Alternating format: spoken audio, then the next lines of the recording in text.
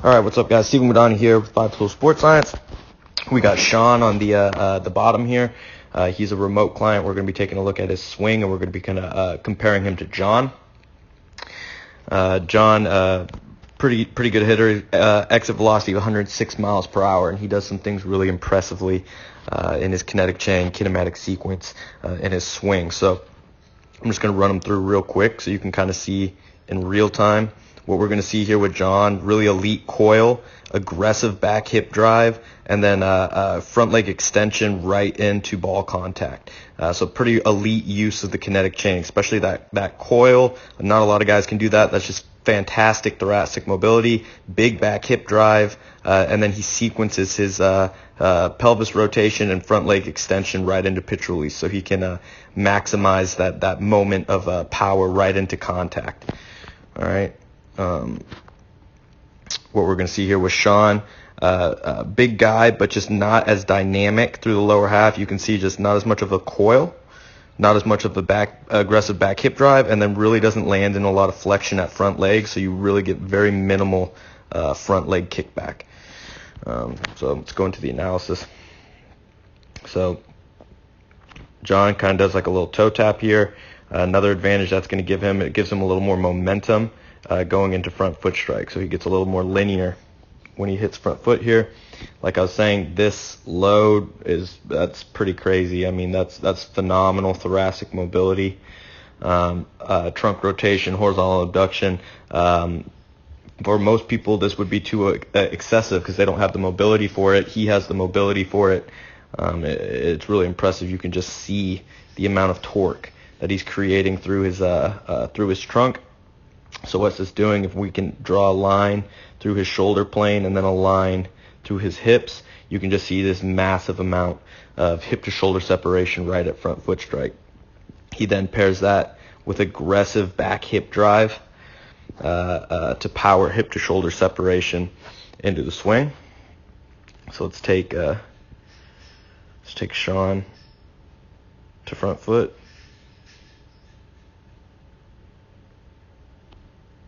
Okay, so just watch the coil. So you got kind of that open stance to foot down, front foot strike, and you can see you are coiling. It's just, this would be too excessive for you. This is too little for you. So ideally, you would want to create more torque, all right, through your trunk. So the idea, like I showed here, this is really excessive, but here's his shoulder line, here's his hip line. That's your hip to shoulder separation. That's a ton of hip to shoulder separation. This buys him so much time to power those hips through to peak the kinematic sequence. All right, so with you would have to be really dynamic with the hips in order to create lag between your hip drive and your upper half.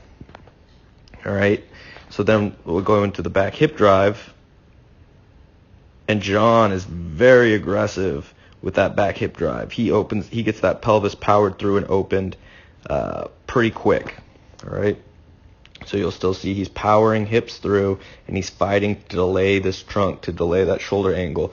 And you're not going to get as much hip to shoulder separation with a swing as you will with a baseball throw, but he is still, if we're using the biomechanics, he is still creating separation. Okay. So when we go to you, when we go to Sean, let's watch that hip drive. All right, hips are powering open, and we did the trunk. I think with you, there might still be a tiny bit of separation, but there's just not going to be that much separation here. So ideally, it would have been more load in the coiling phase, keeping that more loaded back, and then being much more dynamic at powering your hip rotation open. Especially when you're just going to do like an open stance to foot contact, you're not utilizing a lot of momentum and stride, so you really have to be dynamic out of back hip drive and your coil phase to create that separation. So you're just going to rely on a lot more rotational power. All right. Also, what it does is you're landing here, not a lot of flexion. John doesn't have crazy amounts of flexion, but he does a decent job of landing in flexion here at front leg. It's also it's a wider stride. All right. So when we take you guys to ball contact, let's take John there. Watch this front leg and that pelvis peek through right into ball contact. It's like you wanting your hips to work as a piston. This back leg is firing hips through back hip drive. This front leg is stabilizing, extending. That was a terrible arrow. And powering your pelvis. So firing this way, gosh. And then this bad boy is firing this way. And what you're doing is you're peaking your pelvis rotation, all right, which is going to influence your trunk rotation, which is going to influence your bat head speed, all right? So let's take him right into that ball contact. We're going to skip here because we don't have that great of cameras. Really need to be shot in a 500 frame per second video, but I think we're going to miss the exact ball contact, but we'll get as close as we can. Gosh dang it. Okay. All right, so look at all that front leg extension. Pelvis is through. Let's check yours.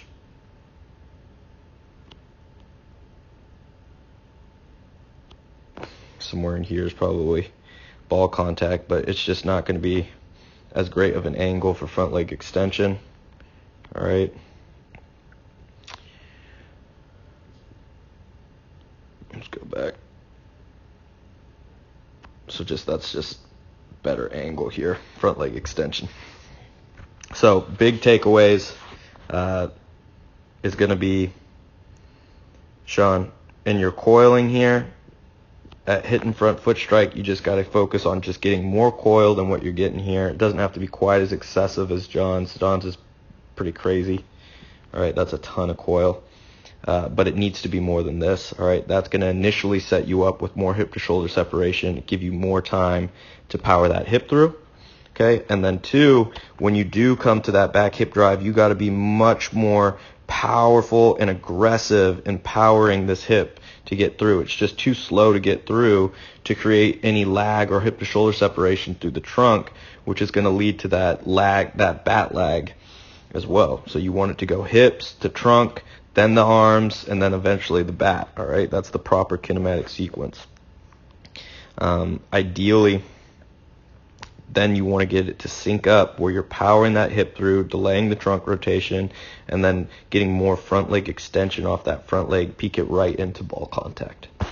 Okay?